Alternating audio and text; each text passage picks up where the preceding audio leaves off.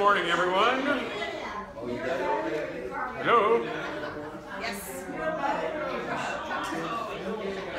Hello. Good morning. Good to see everybody. We got a half an inch of rain at our house this morning. How about that? Half an inch. Almost half an inch, yeah. Kind of surprising. Today we're going to continue looking at our at the book of Genesis, more specifically Abraham, and we're going to hopefully get to Isaac and Rebekah, and a beautiful love story. Doesn't everybody like a love story? Sure, Yes. sure they do. But first of all, we're going to take a little closer look at the destruction of Sodom and Gomorrah and the other cities of the plain. And we always talk about Sodom and Gomorrah, but they were not the only two cities that were destroyed. Just as a little point of interest. Now you remember the scene. Abraham is sitting under a tent, and all of a sudden he has these three visitors. And we know that these are angels of the Lord, and one of them in particular is a spokesman for God. Is a spokesman for God, and he says in verse 20 of chapter 18, "Then the Lord said, the outcry against Sodom and Gomorrah is so great and their sin so grievous that I will go down and see if what they have done is as bad as the outcry that has reached me. If not, I will know." It says, the Lord said. This is the very presence of the Lord. Okay, I want you to keep that in mind. Now, we find that this judgment, pending judgment, the Lord says, I want to go see for myself. Well, God already knew, right? I mean, he didn't have to physically go down to Sodom and Gomorrah and witness their sin. He knew already. Why did he put it that way, do you suppose? Remember, he's explaining this to Abraham. He's explaining to Abraham what he's going to do. God had said, shall I keep from Abraham what I'm going to do? And we find no, he doesn't. So what he's doing here, it's almost a literary device. What God is saying, I want to see if their sin is as grievous as I've heard it is, right? And of course, Abraham pleads for Sodom. He doesn't plead for Sodom's sake or Gomorrah's sake. He pleads because his nephew is there, Lot, and his family is there. And you remember the scene, we talked about it some last week. He said, would you destroy the whole city if there's 50 righteous men? And God said no. And then he says 40 and 30, 20, 10. For 10 righteous men, God would spare that abomination in his sight. Would spare the cities for 10 righteous men. I mean, that speaks volumes, doesn't it? About how God loves the righteous and will let evil exist for the sake of a few. Thank God, right? So he says, yes, if there are 10 righteous men, I will spare the city. Now, there are 3 angels, or 3 visitors, but only 2 of them go down to Sodom. Why is that? Why didn't the 3rd one go? I think I mentioned it last week. Because that was the presence of God. God can't be in the presence of that evil. He just couldn't, right? So 2 go down to Sodom. And what do they find? They find Lot sitting in the city gate. Now that's significant. That's significant. We see that Lot has now moved from the plain into the city. Originally, remember, we found that he looked at the plain. He pitched his tents near Sodom, and now we find him sitting in the city gate. This is significant. You see how the incremental movement took place from a righteous lifestyle in Abraham's presence to a corrupt lifestyle in the city of Sodom. It says first he looked at the plain, then he pitched his tents near the city, and finally he moved into the city and became a part of its corruption. It was incremental. Yes, sir? How long of a time period could that have been? Don't know. Could have been a year. several years, could have been months or weeks. We don't really have an idea. But my point is this was incremental, getting closer and closer and closer. And sitting in the city gate is significant because it suggests that Lot was now a leader in the community.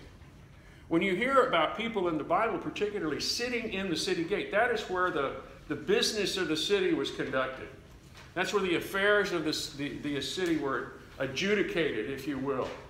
It was like a city council.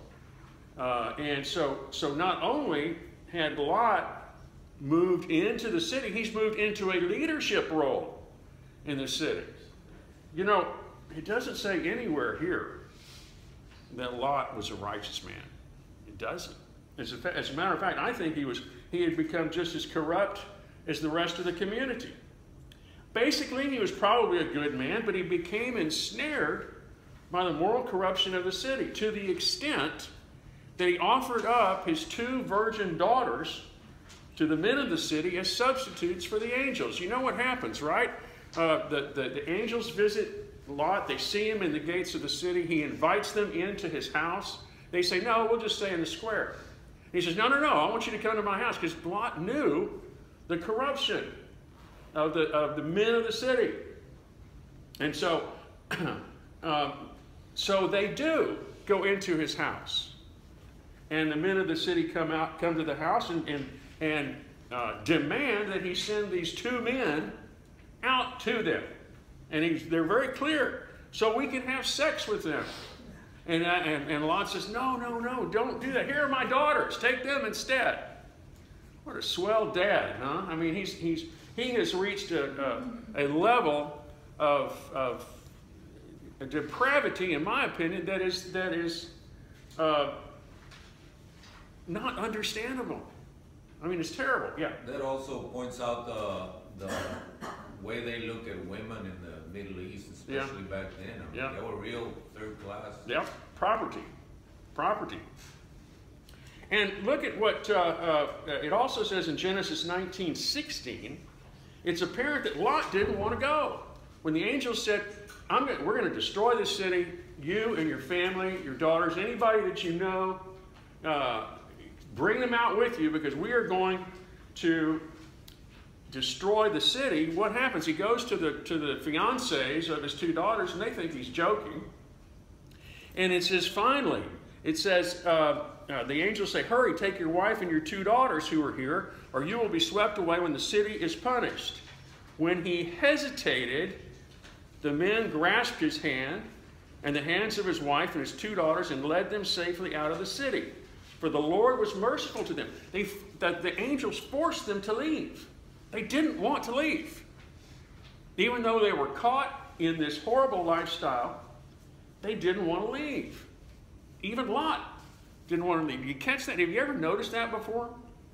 I didn't until I saw that word when he hesitated and they had to drag him by the hand out of the city.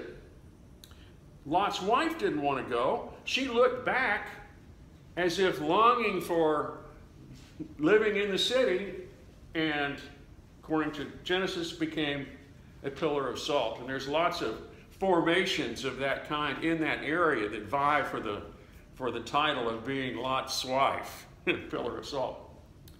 And the sparing of Lot and his daughters was not because of their righteousness, but because of Abraham. The 29th verse of chapter 19 says, so when God destroyed the cities of the plain, he remembered Abraham, and he brought Lot out of the catastrophe that overthrew the cities where Lot had lived. He saved Lot for the sake of Abraham, because of Abraham.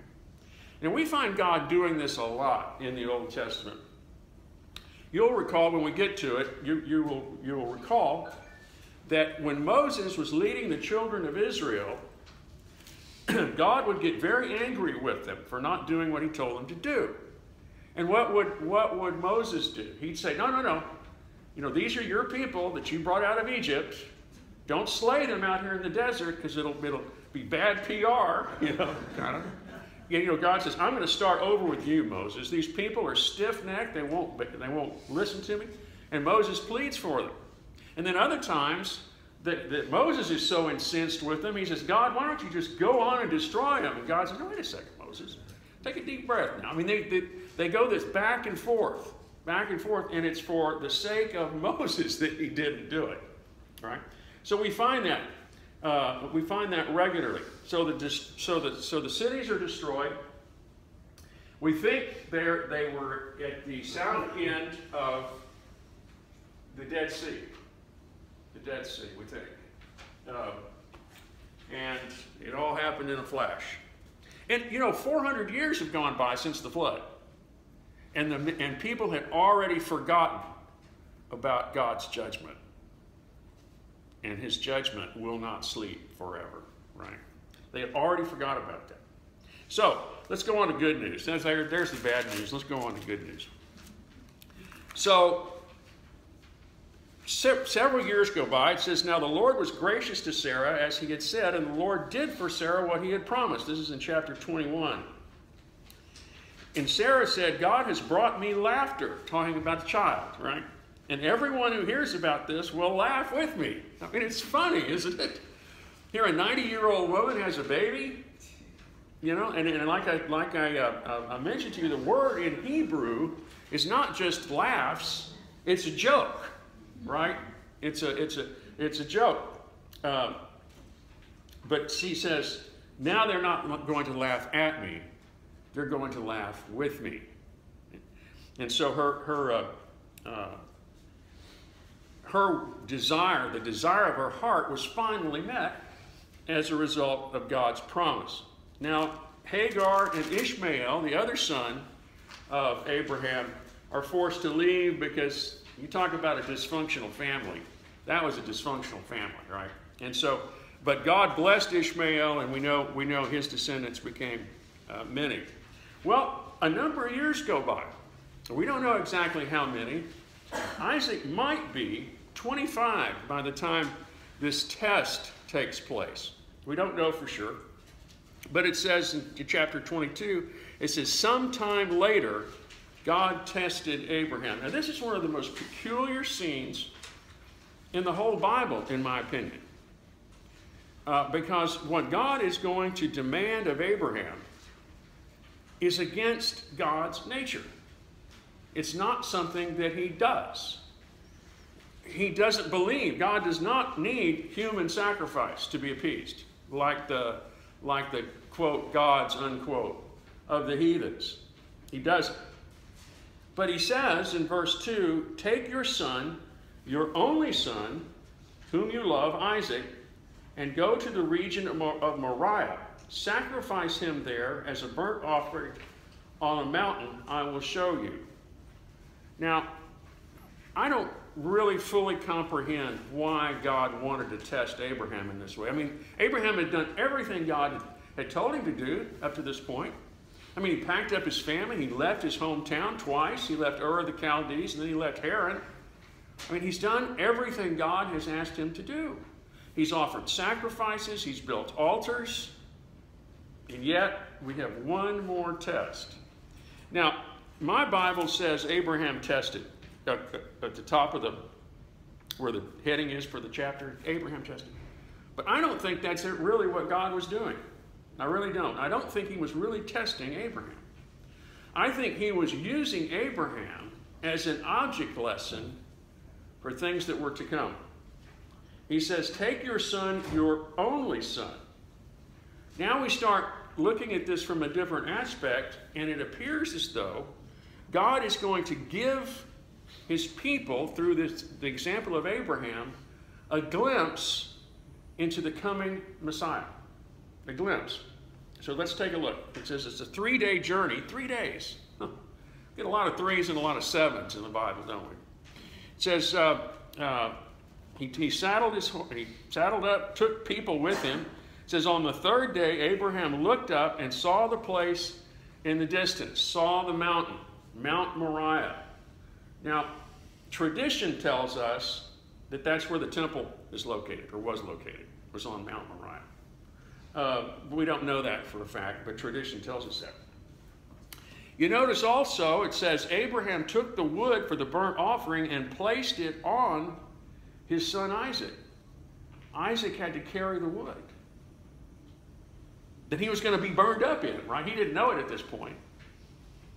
And he says he himself carried the fire and the knife. I mean, they didn't have matches or big lighters or anything like that, right? They had to take the fire with them.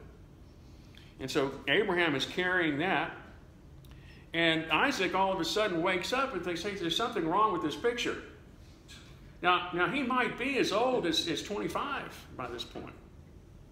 He's not a little boy. We don't think. In the first place, if he was a little boy, he couldn't have carried all that wood. There's a lot of wood, right? So Isaac, starts to question this. He says, well, the fire and wood are here, but where is the lamb for the burnt offering? Now that tells us something interesting, doesn't it? Isaac had been raised in the presence of Abraham and knew about offerings to God and knew what acceptable offerings were, right?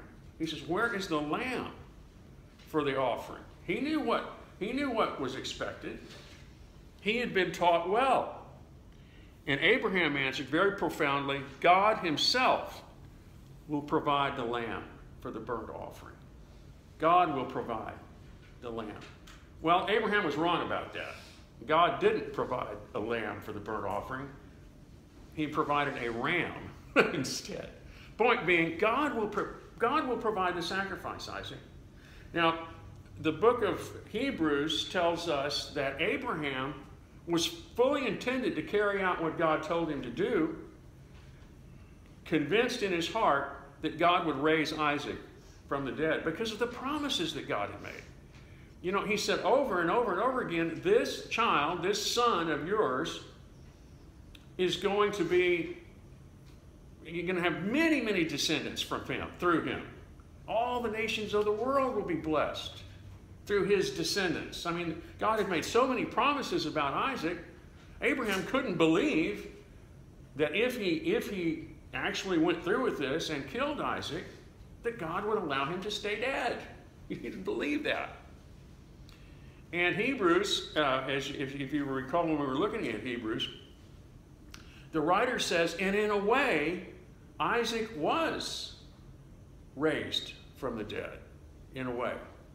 He was given life again. Do you remember my favorite parable?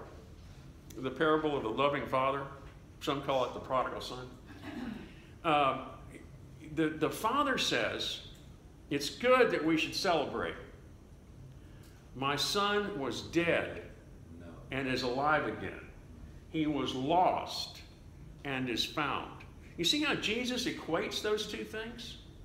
He was dead. He was lost. He's alive again. He's found. This idea of the son, well, the prodigal son didn't die.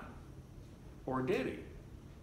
I mean, he had lived his life riotously, according to the parable. And he lost everything. And as far as the father knew, he was dead. Because he hadn't heard from him for probably at least a year, maybe more than that.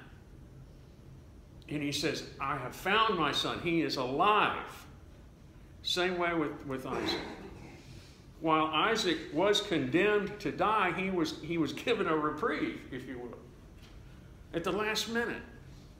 So in a way, he was raised from the dead.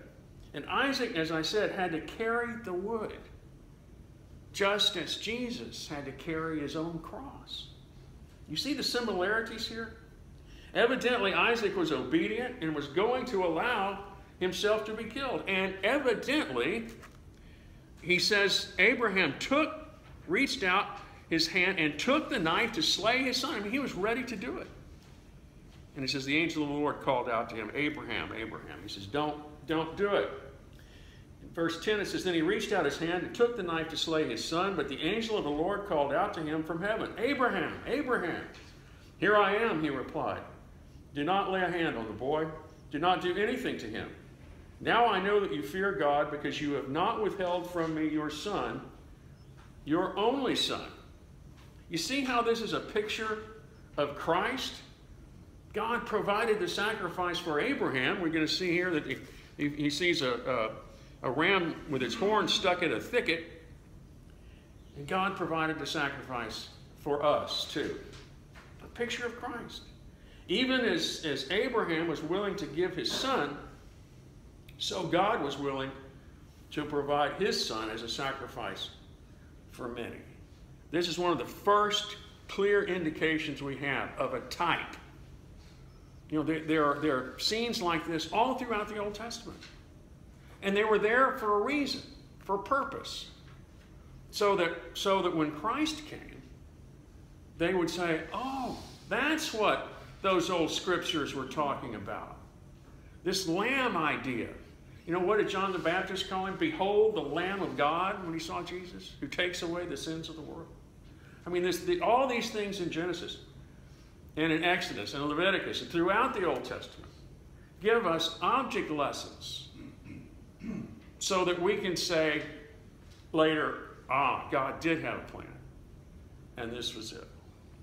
He is testing, but he's also giving us an example of his nature. You've heard me say before that some people say religion is man searching for God. And I and others say, no, it's God revealing himself to man. He says, let me tell you a little bit about myself. So all these things that God does, he does for a purpose and a reason. Well, Sarah dies. She gets old. She's 100 and, let's see, 30, about 120, something like that, when she dies. And the writer goes into some detail about where she's buried.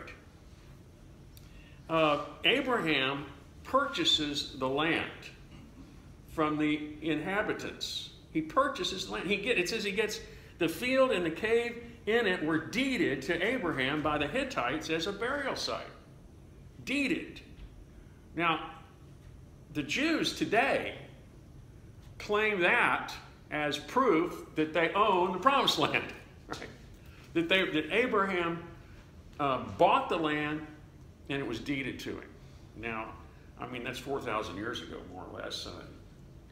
I don't know if you could enforce. I have to ask my friend Guy Huddleston in the title business. Say what? Yeah, Abraham is the father of the Yes, he is. Yes, he is. Sure is. Anyway, so Sarah dies and is buried. How many children did Abraham father? Many sons that father Abraham. Right. How many? Well, we know about Isaac, but before that was Ishmael. But you know, Abraham remarried after Sarah died. What was the name of his second wife? Remember? It's Keturah. Keturah. Now, she must have been considerably younger, but she had 6 sons. 6 sons by Keturah. And they became the Midianites. You remember when Moses is in the wilderness of Midian after he gets run out of Egypt? He comes to the guy that is going to be his father-in-law, Jethro, who was a Midianite. He's a descendant. They were shirt-tailed cousins. All right? So what this is telling us is how all these people groups came to be. Well, evidently, Isaac is grieving mightily over the death of his mother. Now, he's a grown man by now. He's possibly as old as 40. Don't know for sure. But he's grieving for his mother and the loss of his mother. And so Abraham sees that it's time for him to be wed. It's time for him to be wed. But he doesn't want Isaac to marry any of the local girls, okay? Any of the Canaanites. Why not? I mean, I'm sure they're beautiful, hardworking, and all that kind of stuff. Why didn't Abraham want Isaac to marry a Canaanite? They worship other gods. They worship other gods. And we're going to find later on when we see the children of Israel wandering through the desert, their big problem is intermarrying with the indigenous people, and they bring sin into the camp in the form of idols and worship other gods. So Abraham says, don't do it. He says his chief servant, who is not named, but his chief servant, he's the guy that runs the household, right? He says, I'm going to send you on a mission. I want you to go find a wife for Isaac. But I don't want you to stay here to do it. I want you to go back to where the rest of our family is, up in Haran, and find a wife from our own people. So we have a common heritage, a common culture, a common religion. And so the chief servant said, man, that's a tall order. Man, I'm supposed to go find a wife for Isaac? Man, what if she doesn't want to come? And Abraham says, hey, if she doesn't want to come, I won't blame you. All bets are off. Okay? But go and give it a shot. So the emissary leaves. He takes 10 camels, an entourage, many gifts, right? I mean, that's just kind of what you did in those days. And off he goes to Haran. Now, he's still puzzled because he knows that there are going to be a lot of women. There's not just going to be one, right? How will I know, he says to God, which one is the right one? And he says, I tell you what, God, here's what you do. I'm going to sit down by this well, and when the women of the city come out to draw water in the late afternoon, I'm going to ask one to give me a drink. And the one that says, yeah, sure, here's a drink, let me water your camels as well. If she says that, then I'll know she's the one. And that's not haphazard. You know, we find that it's a little test, right, for the future bride-to-be. We find that she's hospitable. Men didn't talk to women like that. But she's hospitable, and she offers to do exactly what is asked, even more than was asked, right? Character, right? It's a test of character. So he looks up, and he sees Rebecca coming. And she's a knockout. I mean, she's beautiful, gorgeous. And he speaks to her. And she says, sure, I'll be glad to give you a drink, and I'll water all your camels as well. So she fills the watering trough. It's hard work. You know how much water weighs? 6 pounds a gallon. I mean, it's heavy, right? So she's in good physical condition. She's beautiful to look at. She's hospitable. So far, she's hitting a home run, right? She doesn't even know it. So she says, the girl was very beautiful, a virgin. No man had ever lain with her. And she was the second cousin of Isaac. She was the granddaughter of Abraham's brother. All right? Interesting. So when the camels had finished drinking, the man, that's the emissary, took out a gold nose ring weighing a bekah, which is about, 1/5 of an ounce. He takes out this gold nose ring, 2 gold bracelets weighing 10 shekels. And she puts them on. She accepts the gifts. Now, I don't see anyone with nose rings in here today. However, we know people that have nose rings, right? But evidently in that day, that was a very valuable, treasured gift. Now look what happens. I love this. Look what happens. Okay, and he begins to question her, whose daughter are you? And she tells him, and she invites him to stay, to spend the night in their home. She's being very hospitable, as I said.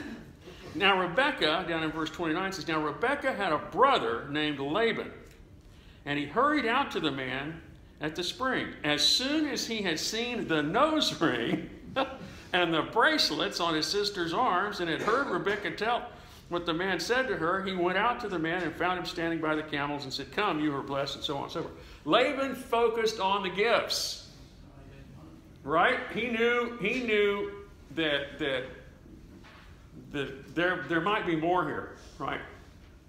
More to the story. There might be more goodies, more gold. I mean, Laban was greedy from the start. And we'll get into more about Laban when we get into Jacob and Esau, but because we haven't seen the last of Laban. Okay. So he tells about the mission, and it says over in verse 50, he says, Laban and Bethuel, that's his father, answered, "This is from the Lord. We can say nothing to you one way or the other. Here is Rebekah, take her and go." Wow, just like that. "And let her become the wife of your master's son as the Lord has directed." Then the servant brought out gold and silver jewelry and articles of clothing and gave them to Rebekah. He also gave costly gifts to her brother and her mother. That's what sealed the deal. I'm pretty sure about that. And then her brother and her mother say, "Well, he wants to leave. He's ready to go. He wants to go back and give Abraham the good news, right?" They said, "Well, let her stay for a little while. Let her stay for 10 days. Then you may go." But he says, "Do not detain me. Now that the Lord has granted success to my journey, send me on my way so I may go to my master." Then they had a bright idea. They said, "Hey, let's call the girl and ask her." It's the first time Rebekah is being asked about anything in this whole process. I mean, they're making this deal, and they said, "Well, but maybe we ought to ask Rebekah." So they said, "Call the girl and ask her about it." So they called Rebekah and asked, "Will you go with this man?" And she said, "I will go. I will go." So they sent their sister Rebekah on her way, along with their nurse and Abraham's servants and his men. And they also sent some other servants with her as well. Then Rebekah and her maids got ready, mounted their camels, and went back with the man. Now, this is way up here in Haran. So they're coming all the way down here to Shechem and in this general area. That's a long way, isn't it? You know? So they make this trip. Camels are not speedy beasts, right? I mean, they're plodding along, right? So they get close, and she says she looks. Isaac is out meditating, it says, and as he looked up, he saw camels approaching. Rebekah also looked up and saw Isaac. She got down from her camel and asked the servant, "Who is that man in the field coming to meet us?" "He is my master," the servant answered. She took her veil and covered herself demurely, right? Now, I'm sure she didn't have cosmetics with her at the time. I see this all the time when I'm on the airline, and I'm fortunate enough to sit next to a nice young lady, and if they're meeting their boyfriend or their husband, or you can always tell, right? Because boy, when they're taxiing in, you got the compact out and sprucing themselves up. Well, she couldn't do that, but she put a veil over her face. That was customary, right? Then the servant told Isaac all he had done. Isaac brought her into the tent of his mother Sarah, and he married Rebekah. So she became his wife, and he loved her. And Isaac was comforted after his mother's death. Beautiful love story. Love at first sight. Love at first sight. And they have an interesting relationship from then on. But I just love this scene because I don't find where Abraham asked God what to do about this, but he just seems to know instinctively what God would want him to do in obtaining a wife for Isaac. We don't do things like that in the United States so much, do we? They do it in other parts of the world. We have a friend that used to work at the airport who had one arranged.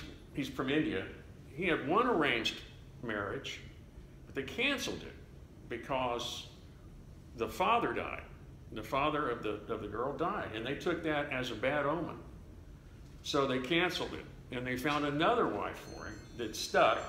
And I got an invitation to the wedding. Now, I wasn't going to go to New Delhi to attend, but I did get an invitation. And they seem to be just happy as they can be. But it's part of their culture. It's the way they were raised, So anyway, we don't do things like that, but I always like to see a successful love story. Don't we all? The classic format for books and movies and plays is boy gets girl, Boy loses girl. Boy gets girl back again, right? I mean, that's the fundamental outline for pretty much every love story. And this is one of those. So, but we see here that Isaac was comforted after his mother's death. So I know he was grieving mightily at the death of Sarah. And then it goes on to say Abraham took another wife whose name was Keturah, and she bore him Zimron, Jokshan, so on and so forth. So, but look down at verse 5. It says, Abraham left everything he owned to Isaac. Everything he owned. Now, that's not the way it was supposed to be. In the first place, Isaac was not the firstborn. He was the secondborn. In the second place, the firstborn is supposed to get more than their fair share. And I suggest, too, that was one of the problems with the older brother in the prodigal son story. When he's angry, remember the father divided his wealth between his two sons, and it sounds like equally. Well, the first son's supposed to get a larger share. I think that he might have been nursing a grudge over that. But in any case, it says he left everything to Isaac. But while he was still living, he gave gifts to the sons of his concubines and sent them away from his son Isaac to the land of the east. So he gave gifts to his other sons, but just not the life estate, evidently. Then it goes on to talk about their descendants and Abraham's death and all that. So I just find this whole story fascinating. Fascinating. We find that human nature hasn't changed in 10,000 years of recorded human history. People are still people. They still have the same desires, the same temptations, the same drive, the same everything. We haven't changed in 10,000 years, or 6,000, or 4,000, or however long. Now, next week, or week after next week, no Sunday school. We're having a breakfast because it's Friend Day, right? And so week after next, we're going to take a look at Jacob and Esau, two sons of Isaac. Two sons of Isaac. There's an interesting story there, too. So we'll stop here. Prayer time. Any news on Janet Albrecht? Do we know anything new about her situation? Other than she lost her, she had 4 feet of water in her house. Yeah. Well, we have some friends in Houston too that lost everything. But she survived.